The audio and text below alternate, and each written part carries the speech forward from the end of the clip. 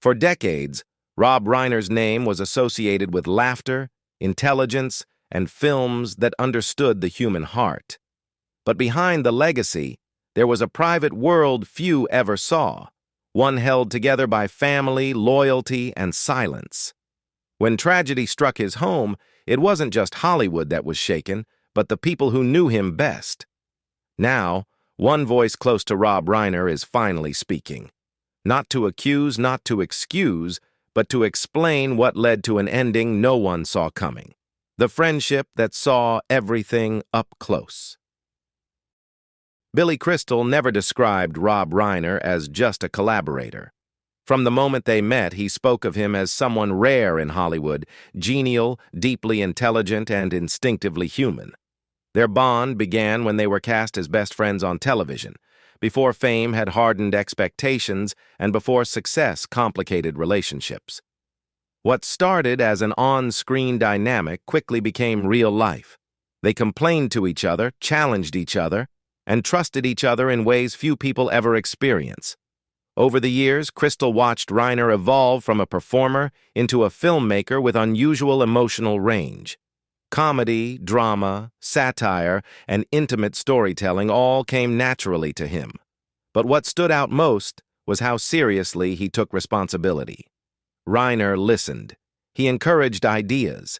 He carried the emotional weight of projects, not just creatively but personally.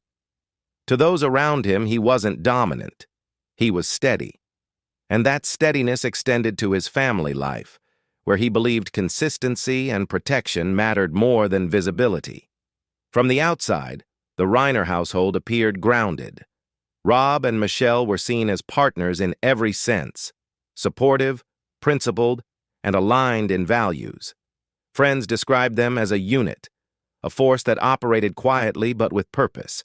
Yet Crystal, like many longtime friends, understood something the public rarely does. Stability does not mean absence of strain. It often means pressure absorbed silently, accumulated over time, and managed behind closed doors. As years passed, Crystal remained close not only to Rob, but to the broader family orbit. He saw the pride Rob carried as a father, and also the anxiety that came with it. Reiner believed deeply in responsibility, toward work, toward society, toward family. That belief shaped how he lived, but it also shaped the environment around him. Expectations were rarely spoken aloud, yet they were always present. When friends later tried to make sense of what happened, Crystal did not rush to judgment. He understood that human breaking points are not single moments, but slow progressions. Long before the final tragedy, there were signs of emotional strain, moments of instability that those close to the family quietly worried about, but never imagined, would lead here. What followed would force everyone, including Crystal himself, to confront how little control love sometimes has over outcomes. The days before everything fell apart. In the days leading up to the tragedy, nothing about Rob Reiner's public life suggested that disaster was approaching. He was still being spoken about as a legend, still appearing at events, still surrounded by friends who had known him for nearly half a century. Just months earlier, he had stood proudly at the premiere of his latest project, supported by Billy Crystal, who would later say that moment now feels painfully fragile in hindsight. To those close to him, Rob appeared focused, reflective, and committed to the same values that had defined him for decades. Inside the home, however, the atmosphere was more complicated. Family members had noticed tension that didn't always surface in conversation, but lingered in behavior.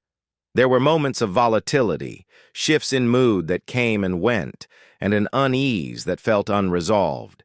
These were not explosive confrontations, but quiet warning signs, missed boundaries, emotional distance, and growing concern from those who cared deeply but did not yet fear the unthinkable. A family gathering took place shortly before the deaths, meant to be ordinary, even warm. Yet afterward, people who were present would describe something being off. There was agitation. There were uncomfortable moments that didn't fully register until later. At the time, they were dismissed as stress, exhaustion, or a passing episode. No one imagined that this would be the final gathering, the last time certain conversations would ever happen.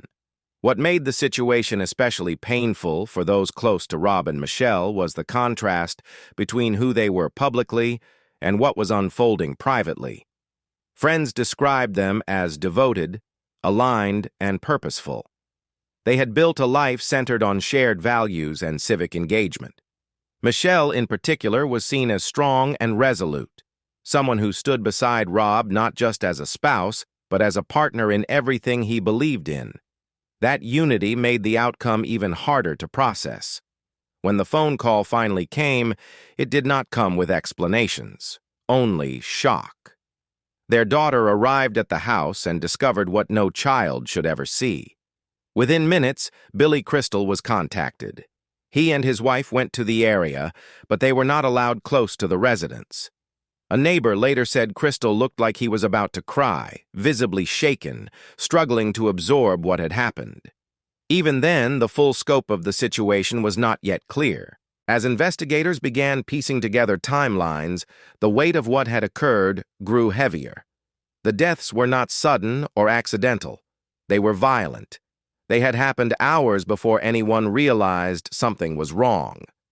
For those who loved Rob Reiner, especially Billy Crystal, this marked the moment when grief turned into something more complex, an unbearable mixture of sorrow, disbelief, and unanswered questions that would soon dominate everything that followed. The arrest that changed everything. The turning point came swiftly, and with it, a level of shock that eclipsed even the initial discovery. Within days, authorities identified Rob and Michelle Reiner's son, Nick Reiner, as the primary suspect. He was taken into custody and formally charged with 2 counts of first-degree murder. For those who had known the family for years, the announcement felt unreal. This was not a distant figure or an outsider. This was someone raised inside the very home now sealed by police tape. As details emerged, the emotional weight of the case intensified. Investigators revealed that the couple had suffered knife wounds and had been dead for some time before they were found. The timeline suggested the attack occurred late Saturday night or early Sunday, hours before their daughter arrived and made the devastating discovery. The brutality of the scene contradicted everything people believed about the Reiner household, forcing friends and colleagues to confront a reality that made no sense alongside their memories. Billy Crystal, who had spent decades beside Rob Reiner both professionally and personally, did not speak immediately. Those close to him said he was struggling to reconcile the Rob he knew with the circumstances of his death. When he finally joined a public statement alongside his wife and close friends, the focus was not blame, but grief and loss. He described Rob as a master storyteller, a man trusted by audiences and collaborators alike, and emphasized the unity Rob shared with Michelle. What he did not do was speculate. Silence in this case carried more weight than explanation. Behind the scenes, however, those close to the family were beginning to piece together a pattern that felt tragically familiar. There had been concerns raised before, episodes of instability that were difficult to interpret in real time, moments that seemed manageable until they weren't. According to sources close to the situation, Romy herself reportedly told investigators that her brother should be considered dangerous, a statement that suggested fear did not appear overnight, but had been building quietly. Legal proceedings soon reflected the seriousness of the charges. Nick Reiner was held without bail and placed under close supervision. His attorney disclosed that he had not been medically cleared to appear in court immediately, delaying formal arraignment. He was later held in administrative segregation under suicide watch, a development that raised further questions about his mental and emotional state leading up to the alleged crime. For Billy Crystal, this was not just the loss of a friend, but the collapse of a family story he had witnessed from the inside. He had watched Rob dedicate his life to building meaning, protecting those he loved, and creating spaces where people felt heard. Now, that same devotion made the outcome feel even more devastating. There were no simple explanations, no single moment to point to, only the painful recognition that something had been unraveling long before anyone knew how close it was to breaking. What was breaking long before anyone noticed. As the shock settled into a grim reality, those closest to Rob Reiner began quietly revisiting the years leading up to the tragedy. Not to assign blame, but to understand how a family known for strength, values, and unity could arrive at such a devastating end. What emerged was not a single argument or a sudden explosion, but a slow accumulation of pressure, emotional, psychological, and deeply human. Friends who had spent time inside the Reiner household spoke cautiously about changes they had observed over time. There were periods marked by emotional volatility, followed by stretches of calm that gave everyone hope things were stabilizing. These cycles made it difficult to know when concern should turn into alarm. In families built on loyalty and protection, uncomfortable truths are often softened, postponed, or carried silently in the belief that love alone will be enough to hold everything together. Rob Reiner believed fiercely in responsibility. That belief defined his work, his civic engagement, and his approach to family. He did not abandon people when things became difficult. He stayed, supported, and tried to fix what felt broken.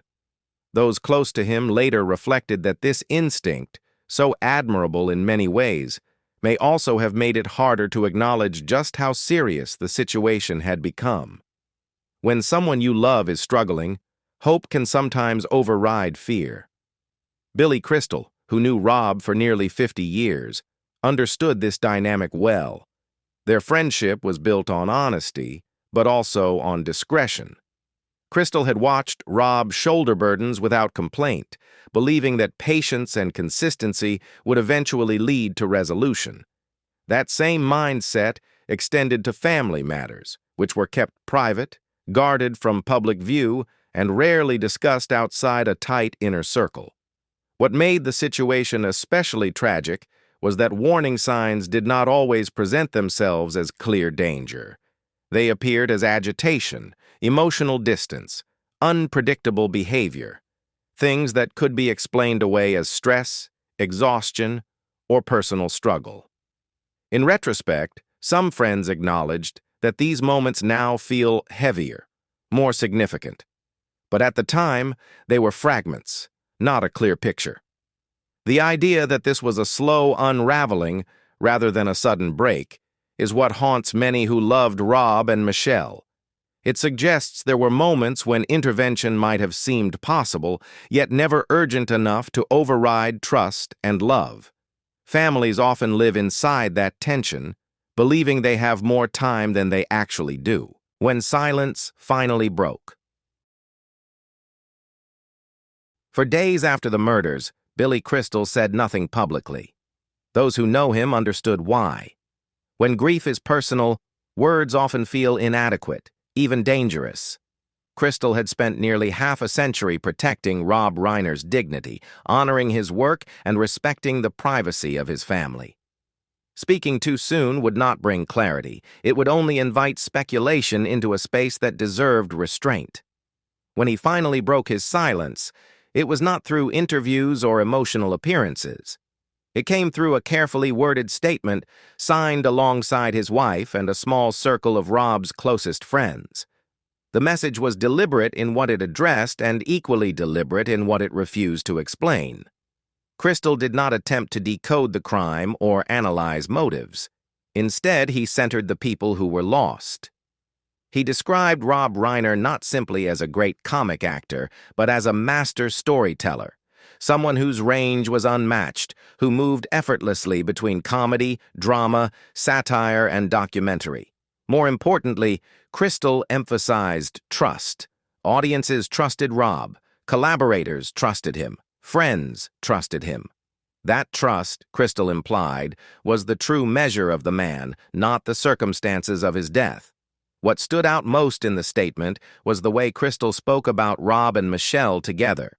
They were described as a unit, strong, determined, unselfish, and committed to improving the lives of others. This framing was intentional. It pushed back against the narrative that tragedy erases meaning. Crystal made it clear that whatever ended their lives would not define how they were remembered. Those close to Crystal later said the statement was the hardest thing he had written in years, not because it required emotion, but because it required discipline. He understood that the public would search his words for hidden explanations, for clues, for confirmation of theories. He gave them none. In doing so, he drew a boundary, one that said, understanding a crime does not always require narrating it. The legacy left behind. As the legal process moved forward, the public conversation shifted toward timelines, charges, and potential sentences. But among those who truly knew Rob Reiner, the focus remained elsewhere. They spoke quietly about his generosity, his patience, and the freedom he gave people to be better versions of themselves. Directors who worked under him remembered being listened to. Actors remembered being trusted. Friends remembered being allowed to fail without judgment. Billy Crystal returned repeatedly to one memory in private conversations, the first screening of one of their most beloved films. Sitting side by side, feeling the audience erupt in laughter, they instinctively reached for each other's hands. It was not celebration. It was recognition. They knew something meaningful had happened, something that would outlive both of them. That moment now feels impossibly distant, yet painfully alive. Rob Reiner's final years were not marked by retreat. He continued creating, engaging, and showing up for others. Even shortly before his death, he stood at premieres, panels, and conversations, still curious, still present. Those moments now carry a quiet weight, reminders that life rarely signals when it is nearing its end. For Billy Crystal, the loss is not abstract. It is the absence of a voice he called regularly, a presence that anchored his own sense of history. Their friendship was not built on nostalgia, but continuity. Losing Rob meant losing a living archive of shared memories, arguments, laughter, and growth. When a life ends this violently, it's natural to look for reasons. But some stories resist simple explanations. What do you think matters more in moments like this? Understanding the crime or remembering the life that came before it? Share your thoughts in the comments, and if you found this story meaningful, don't forget to like, subscribe, and stay with us for more stories that look beyond the headlines.